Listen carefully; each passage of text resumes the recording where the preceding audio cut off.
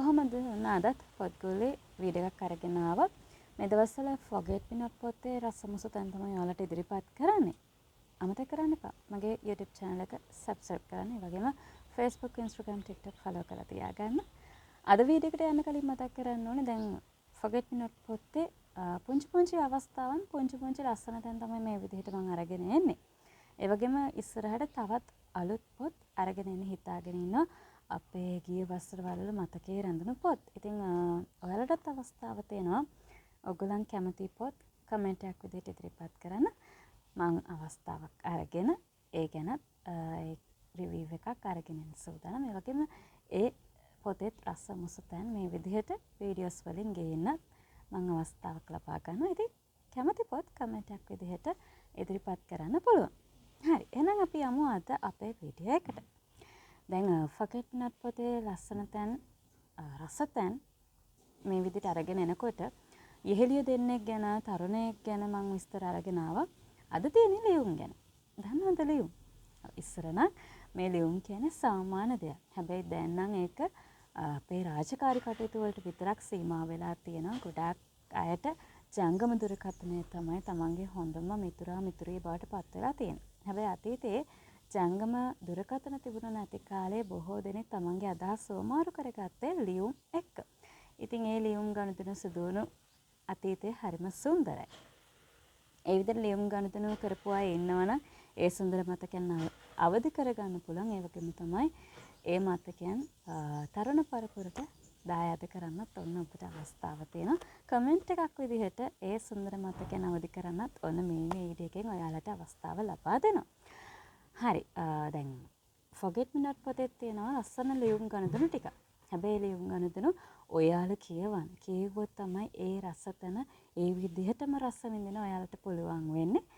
ඉතින් එක දෙයක් මතක් කරන්න ඕනේ. මේ ලියුම් ගනුදෙනු වල නිකන් කියවගෙන යන්න එපා. පොඩක් හිතන්න කියවගෙන යන අතරේ මේගොල්ලන් මොකද්ද මේකෙන් කියන්න අදහස් කරන්නේ කියලා. ඉතින් ඕල්යා සහ යුමිසන් අතර තමයි forget me not පොතේ මේ ලියුම් ගනුදෙනු සිද්ධ වෙන්නේ. හැබැයි අවසානයක් වෙනකම් අපිට කියන්නේ මේ ඕල්යා කියන්නේ කවුද යුමිසන් කියන්නේ කවුද කියලා. හැබැයි පොතේ අවසානයේදී අපිට තේරුම් ගන්න පුළුවන් කවුද මේ ඕල්යා කවුද මේ යුමිසන් කියන්නේ කියලා.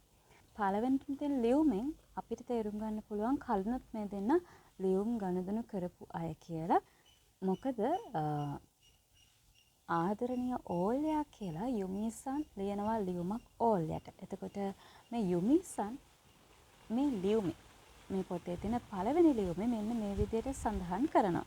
හැන්දෑ ඉරේලියෙන් නෑවුණු පුංචි මේසේ උඩ ඔයා අවසානයේ එවපු ලියුම තියෙනවා.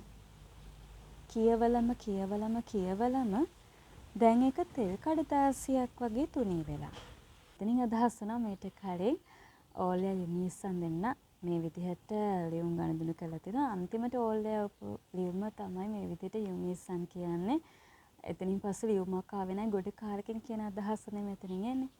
ඉතින් ඊට පස්සේ තාපෝ යුමිසන් යපු ලියුමක් තියෙනවා. ඊට පස්සේ තමයි ඔන්න ඕල්යාගෙන් පිළිතුරු ලිපියක් ලැබෙන්නේ. ඒ ගැන පස්සේ කියන්නම්.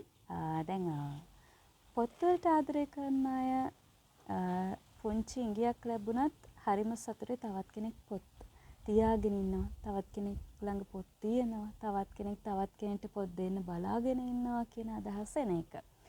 ඉතින් ඕල්යා යුමිසන් කියන්නේ පොත්වලට ගොඩාක් ආදරය කරන අය කියලා අපිට හිතන්න පුළුවන් මෙන්න මේ තැන. ඒ තමයි යුමිසන්ට පොත් සාප්පුවක් දෙනවා. මේ ඕල්යාට යවන ලියුමේ ඒ ගැන මෙන්න මේ විදිහට තියෙනවා. එක තැනක තියෙනවා පොත් සාප්පුව තවමත් ඇරලා. ඊටාම සීතල රැක උනත් පරණ පොතක් කිහිල්ලේ ගහගෙන යන්න එන අමුතු ගනුදෙනුකාරයෝනේ මට ඉන්නේ. ඒ වගේම තවත් තැනක තියෙනවා ළඟකදී ඉඳලා මම දිග ගවුම් අඳින එක නතර කළා.